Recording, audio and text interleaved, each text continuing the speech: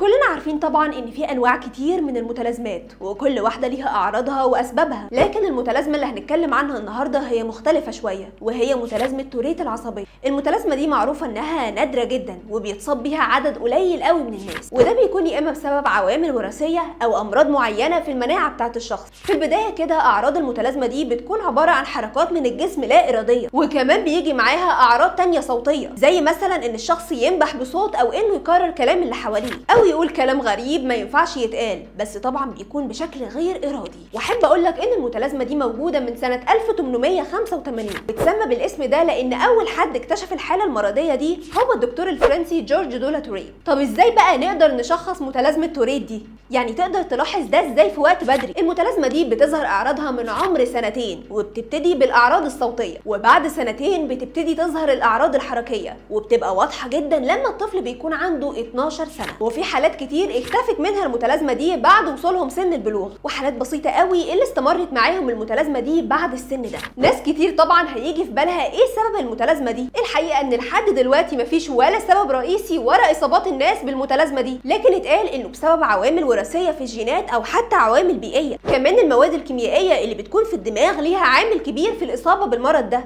الفكره ان المتلازمه دي على الرغم من ندرتها الا ان اعراضها بتكون صعبه جدا على اي شخص مصاب بيها، لان الاعراض الحركيه دي بتكون عباره عن انتفاضه بشكل مفاجئ في الراس، او حتى هزه الكتف، او حركه العين بشكل سريع. وفي ناس بقى بتكون الاعراض عندهم معقده اكتر، فبتكون عباره عن لمس حاجات معينه، او انه يمشي بشكل معين غريب، او انه ينط مثلا ويلف بشكل اغرب. ولحد دلوقتي مفيش علاج معين لمتلازمه توريت، لكن طبعا في بعض الحالات بتحتاج لعلاج معين يخص العضلات، او حتى متابعه سلوكيه، او عمليات تحفز الدماغ. وعلى الرغم من كل ده المصابين بالمتلازمه دي حياتهم بتكون كلها نشاط وحيويه. وما تتفاجئش بقى دلوقتي لما تعرف ان في نجوم ومشاهير مصابين بالمتلازمه دي، من اهمهم بيلي ايليش ودان ايكرويد. قول لنا بقى في الكومنتات، كنت تعرف عن المتلازمه دي قبل كده؟